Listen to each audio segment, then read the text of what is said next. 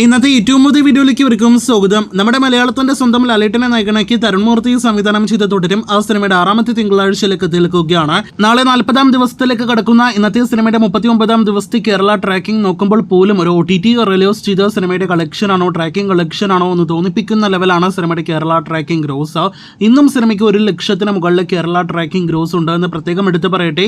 ഇന്ന് 3 ലക്ഷത്തോളം കേരള ഗ്രോസ് ഉറപ്പാക്കിയ സിനിമയ്ക്ക് ഇന്നലെ 11 ലക്ഷം കേരളത്തിൽ ഗ്രോസ് വന്നിരിക്കുകയാണ്. ഇന്നലെ വരെയുള്ള സിനിമയുടെ ആകെ കേരള ഗ്രോസ് 118 കോടി 55 ലക്ഷത്തിലേക്ക് എത്തപ്പെട്ടിരിക്കുന്നു.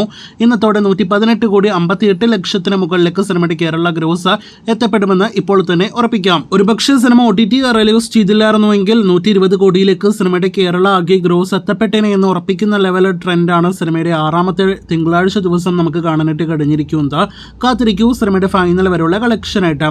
കഴിഞ്ഞ ആഴ്ച ഒരു തെലുഗു സിനിമ റിലീസ് ചെയ്തിട്ടുണ്ടല്ലോ. അത് മഹേഷ് ബാബു നായകനെത്തിയ ഗലീജ എന്ന സിനിമയാണ്.